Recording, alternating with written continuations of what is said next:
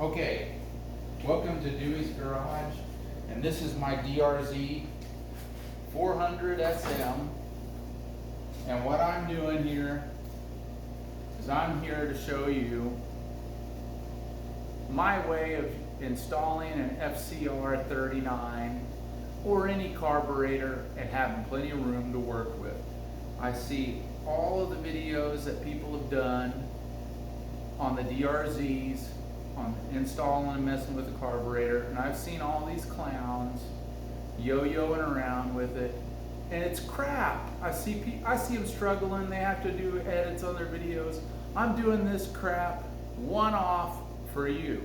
So what I'm going to do, I'm going to show you where we're at right now, and it seems like a bunch more work, but it's not. It makes your life a lot easier. Okay, tank's off. You can't take the tank off. You don't need to be doing this job. Tank's off. Obviously seat's off. I removed my side panel. I removed the zip ties from the cables and all the business here. And I've got the back panel off. And I'm going to walk around here.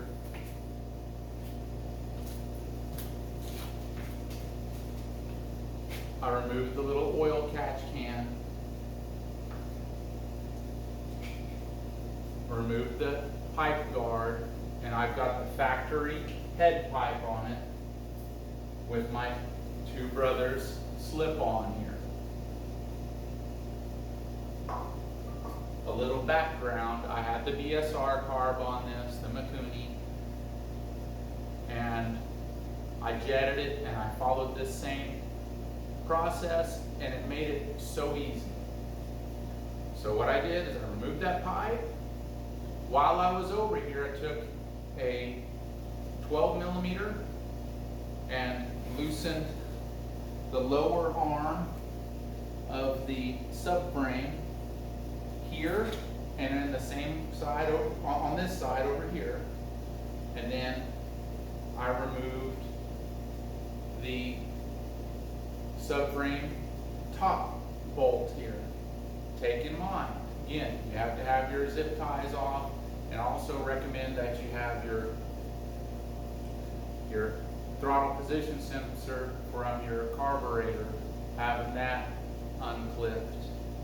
Obviously, you have your cables unclipped from your carburetor. This is the boot that came from FCR39. This carburetor I'm installing is a refurbished model. But again, I've got all of the stuff disconnected from the emissions. Take note that this is the lower hose here, and it's got these little clamp pieces on here. Always on the inlet to the lower end over here. They always leak a little bit. So when I reinstall this, which I may or may not show you, my phone may not last that long, but I'm going to be on here long enough for you to have the gist of it. So here we go. I've got that. I'm going to put a hose clamp on this. You don't have to see that. You just want to see the carburetor going in. Again, I don't care how I look. I'm not going to edit this. I'm going to do it one off. I'm probably going to be in the way a lot of the time on installing this. But again, I've got the boot over here. I even have the hose clamp on it. But I've been able to get enough travel out of it. You can see this is where the bolt goes. This is where it is back here. Frame, subframe. I bought myself that much space. That's pretty easy. I'm going to use the throttle position sensor on this thing because it's there. So that's going to be one of the first things I get through there because it's in the way. So I've got the regulator rectifier dangling over here because I unbolted it. And all I'm doing, looky here, I'm going the low route. There's a little bit of a cable here, and I'm going to push it here out of the way. I'm going the low route.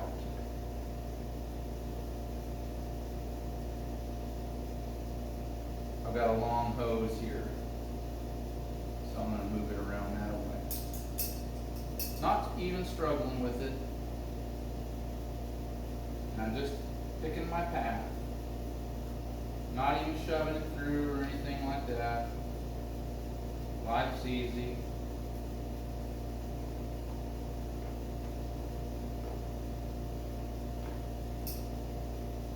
And there it is. It's in place.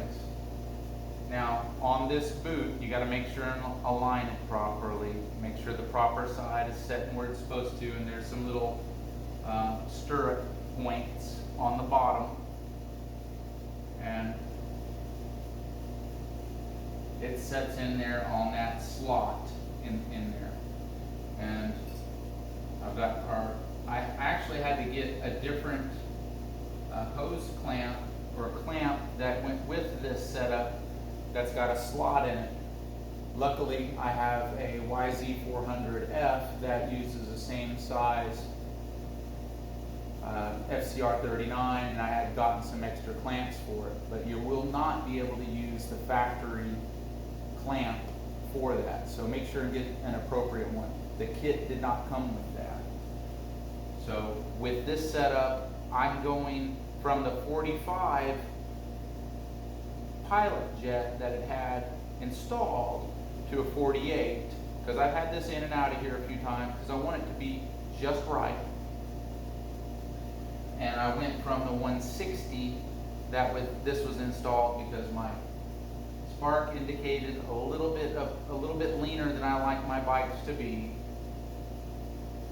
to a 165, and everything else is just how I want it to be. The rest is relatively simple.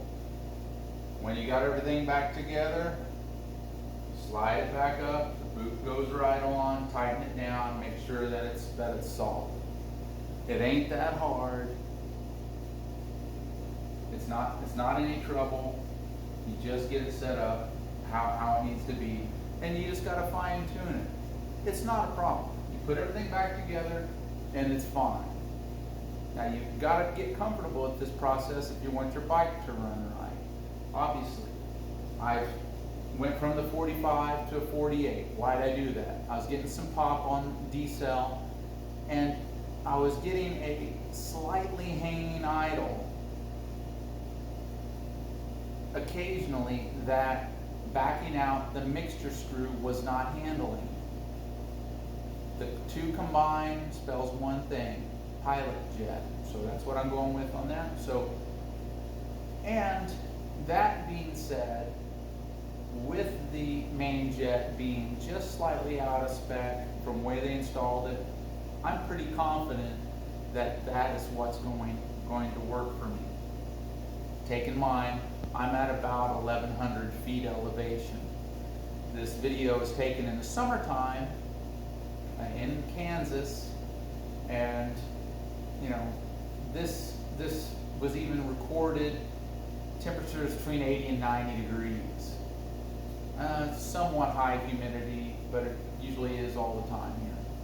This is not what you should put on your FCR39 on your DRZ, but it gives you some information. I'm not going to show all this because I'm going to pull this back out. I want to see if I can do something on this to adjust the timing slightly on the accelerator pump, and I'm not going to watch you or let you watch me struggle through that process, if it's even possible, because it looks like it's hitting the slide just a little bit, but spontaneously I wanted to share this. So if you have anything that you want to comment on it, you're more than welcome to. I try to respond to all my comments on my small channel. I've got a lot of variety on it, and I just want to thank you for watching and liking this video. I hope it's helpful. Thanks for watching.